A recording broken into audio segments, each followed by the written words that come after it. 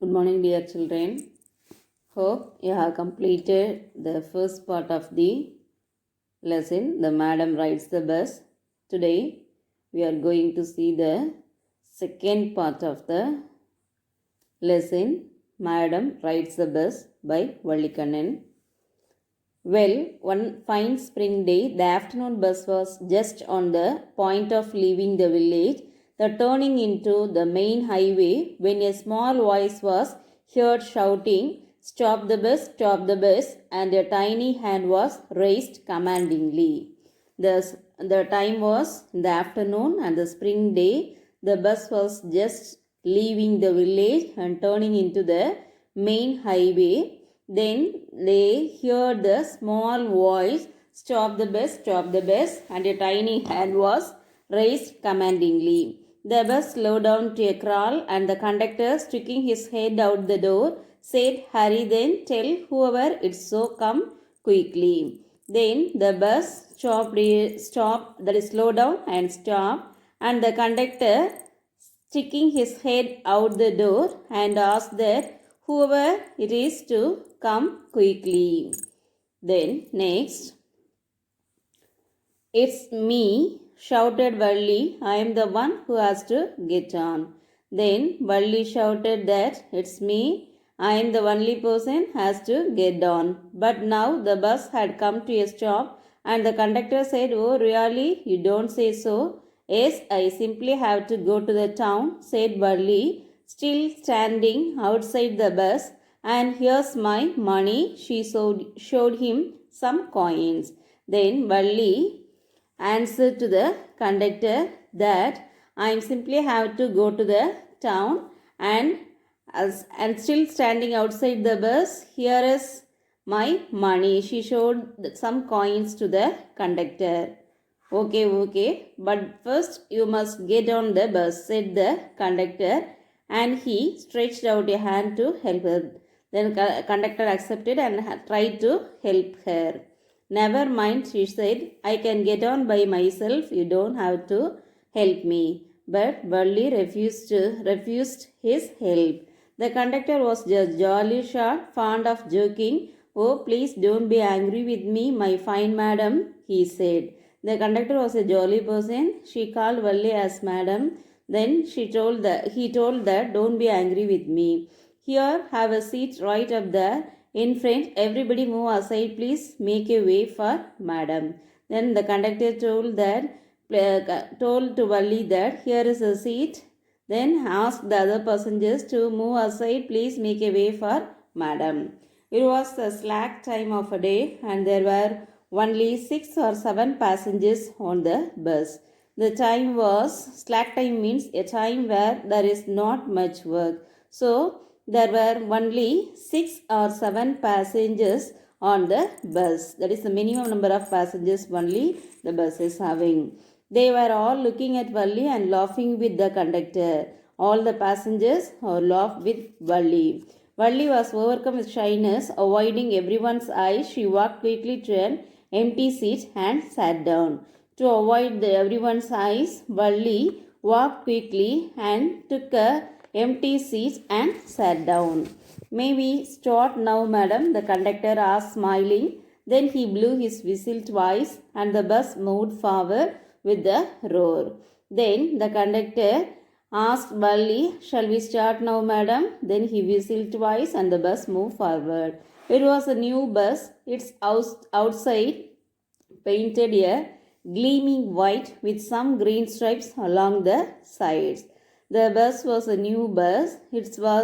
Its outside painted a gleaming white with some green stripes along the sides. That is, the bus was decorated in a very good manner. Then inside, the overhead bars shone like silver. Directly in front of Valli, above the windshield, there was a beautiful clock. The seats were soft and luxurious. Then Valli noticed the inside of the bus. The bus was well decorated and the seats were soft and luxurious.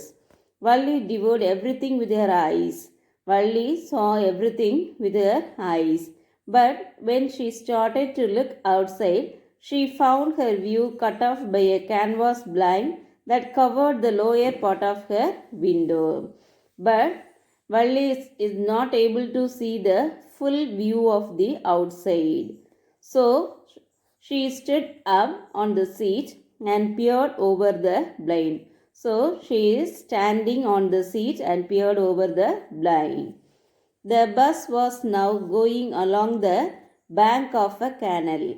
The road was very narrow. On one side there was the canal, and beyond it palm trees, grasslands, distant mountains, and the blue sky. On the other side was a deep ditch, and then acres and acres of green fields, green, as far as the eye could see. Then the bus was moving. Then first Valli saw the bank of a canal. The road was very narrow. Then she is enjoyed with the outside sceneries, that is the palm trees, grasslands, distant mountains, blue sky, and the green field. Then, oh, it was all so wonderful. Suddenly she was startled by a voice. "Listen, child," said the voice. "You shouldn't stand like that. Sit down." Sitting down, she looked to see who had spoken. It was an elderly man who had honestly been concerned for her, but she was annoyed by his attention. Then Valli was surprised very much. Then she started by a voice, that is, "Listen, child." The elderly person warned Valli to sit on the seat. "There is nobody here who is a child," she said haughtily. "I have paid 30 paise like everyone else." Valli didn't like his warning. So the elder person asked a child. She told that she had paid 30 paise like everyone else. The conductor chimed in, "Oh, sir, but this is a very grown-up madam. Do you think a mere girl could pay her own fare and travel to the city all alone?" Then the conductor explained to the man that Valli travelled all alone with the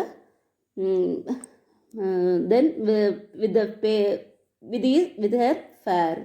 Valli shot an angry glance at the conductor and said, "I am not a madam. Please remember that, and you have not yet given me my ticket." Then Valli shot an angry glance with the conductor and told that, "I am not a madam. Please remember that you have not yet paid my ticket." "Then I'll remember," the conductor said, mimicking her tone. Then the conductor told that, "I'll remember that." And then mimicking means copying with the Valli tone. Everyone laughed, and gradually Valli too joined in the laughter. All the passengers laughed, and Valli also joined in the laughing. The conductor punched a ticket and handed it to her. "Just sit back and make yourself comfortable." Then the conductor gave the ticket and asked Valli to sit back and make herself comfortable. "Why should you stand when you have paid for a seat?" Then he told that, "You have already paid for the fare, so please be seated." "Because I want to," she answered, standing up again. "But if you stand on the seat, you may fall and hurt yourself when the bus makes a sharp turn or hits the bump." Then conductor warned that if you stand, you will fall. "That's why we want you to sit down, child." "I am not a child, I tell you," she said irritably. "I am 8 years old." Then once again she warned that, "I am not a child, I am a 8 years old girl." Of course, how stupid of me, 8 years, my. The bus stopped, some new passengers got on, and the conductor got busy for a time. Afraid of losing her seat, Valli finally sat down, and elderly women came and sat beside her. Then the conductor told that, "I forget you are an 8 years old child." Then the bus stopped into a new bus stop. So many passengers entered into the bus. "Are you all alone, dear?" she asked Valli to the bus started again. Then elderly woman asked Valli to, you are coming alone, isn't it, girl? Valli found the woman absolutely repulsive, such big holes she had in her earlobes and such ugly earrings in them. And she could smell the betel nut the woman was chewing and see the betel juice that was threatening to spill over her lips at any moment. That is, Valli dislikes her appearance because she was an elderly woman and she had a big hole she had in her earlobes and ugly earrings in them. And also she is chewing the betel nut with the betel leaves and the betel juice will come, threatening to spill over her lips at any time. Who could be socially with this person? Yes, I am traveling alone, she answered hurtedly, and I have got a ticket too. Then, irritatingly, she answered that I am traveling alone and I have got a ticket also. Yes, she is on her way to town, said the conductor with a 30 paise ticket. Then the conductor replied that she is on the way to town with the ticket of 30 paise ticket. Then, oh, why don't you mind your own business, said Valli. But she laughed all the same, and the conductor laughed too. Then Valli warned them, why don't you mind your own business? All the persons laughed once again. But the woman went on with her drivel. But the old woman didn't bother about Valli's words. She went on with the drivel. Drivel means silly nonsense. Then, is it proper for such a person to travel alone? Do you know exactly where you are going in town? What's the street? What is the house number?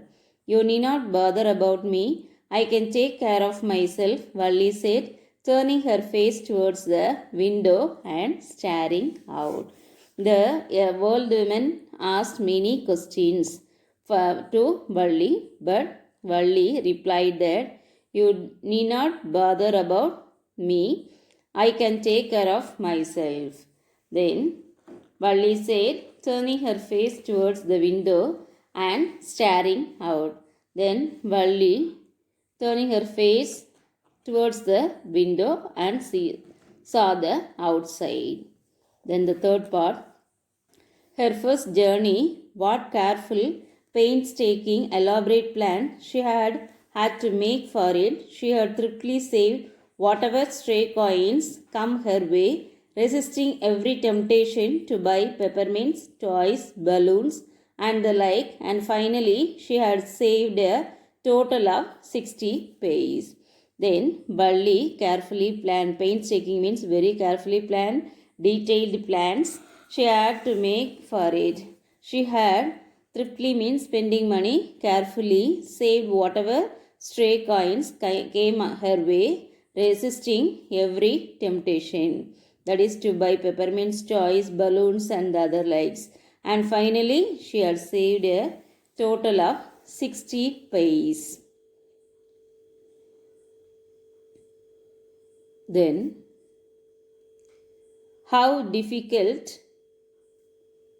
it had been, particularly that day at the village fair, but she had resolutely stifled a strong desire to ride the merry-go-round, even though she had the money. How difficult it had been means the situation was very difficult, but she had resolutely stifled means controlled with determination that she could ride the merry-go-round even though she had the money.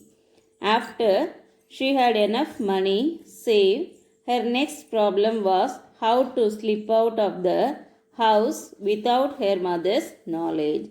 Slip out means come out.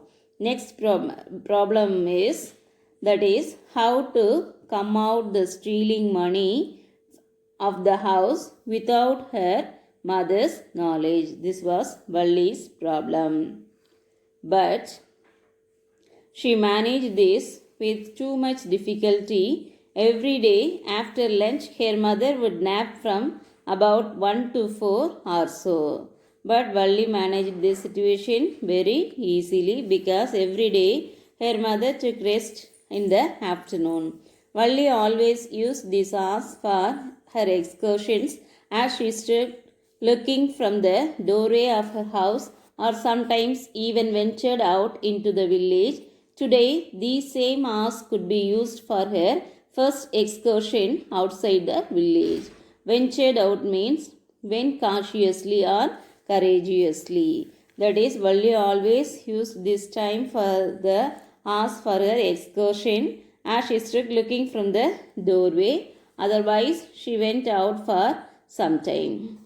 The bus rolled on now, cutting across a bare landscape, now rushing through a tiny hamlet or past an odd wayside shop. Sometimes the bus seemed on the point of gobbling up another vehicle that was coming towards them or a pedestrian crossing the road. But lo, somehow it passed in smoothly, leaving all obstacles safely behind. That is, the bus crosses the road and the obstacles. The bus was smoothly crossed all the obstacles safely behind it.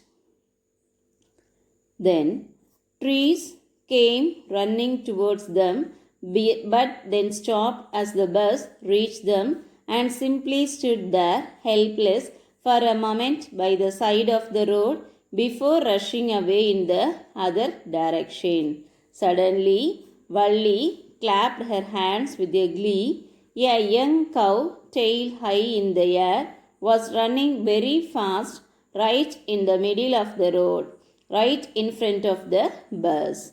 Then Valli enjoyed with the outside sceneries. At that time, a young cow, tail high in the air, was running very fast right in the middle of the road. So, that is right in front of the bus. So, he clapped her hands. The bus slowed to a crawl and the driver sounded his horn loudly again and again. But the more he honked, the more frightened the animal became and the faster it galloped, always right in front of the bus. So the bus slowed down and the driver sounded the horn very loudly again and again. So the cow was more frightened and directly ran fastly in front of the bus. Somehow this was very funny to Valli. She laughed and laughed until there were tears in her eyes. Hey lady, haven't you laughed enough? Called the conductor. This situation is very new to Valli. So she looked with very funny. So she laughed and laughed until there was tears in her eyes. Then the conductor told, better save for tomorrow. At last the cow moved off the road and soon the bus came to a railroad crossing. A speck of a train could be seen in the distance, growing bigger and bigger as it drew near. Then it rushed past the crossing gate with a tremendous roar and rattle, shaking the bus. Then the bus went on and passed the train station. Then the conductor told to Valli that better save some love for tomorrow. Then at last the cow moved off from the road and then the bus came to a railroad crossing. In that place, Valli see a speck of the train means the tiny small spot of the train could be seen in the distance growing bigger and bigger and drew near. Then rusted past the crossing gate with a great roar and rattle, shaking the bus. Then the bus went and passed the train station.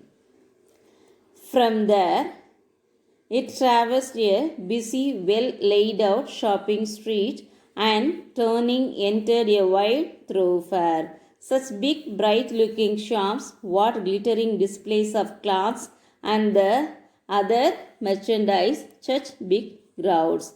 Then the bus moved from that place and then it was moving with a busy street. That is, thoroughfare means a busy public road.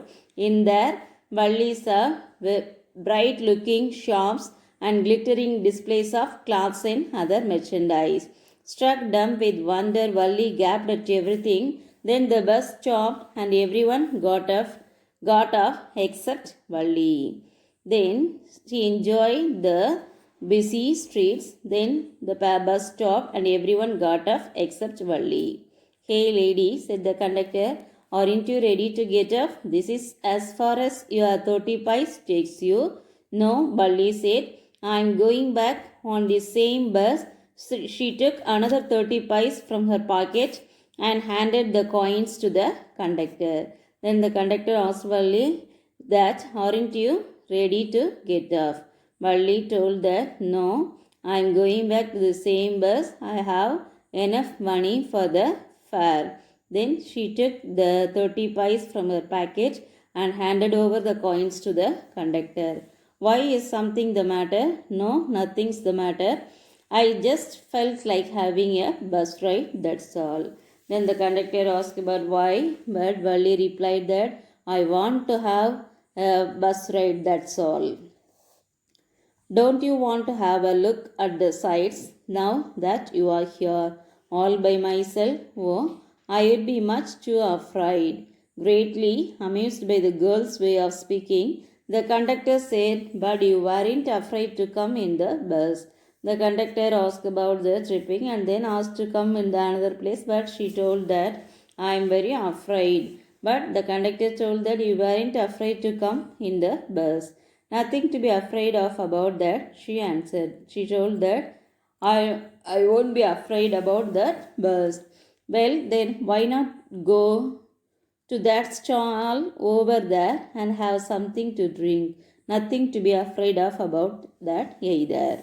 Oh no, I couldn't do that. Well, then let me bring you a cold drink. Then the conductor said that, I will bring a cool drink for you. No, I don't have enough money. Just give me my ticket, that's all. Valli replied that, I don't have enough money, so just give my ticket. It will be my treat and not cost you anything. No, no, she said firmly. Please, no. The conductor stood and they waited until it was time for the bus to begin the return journey.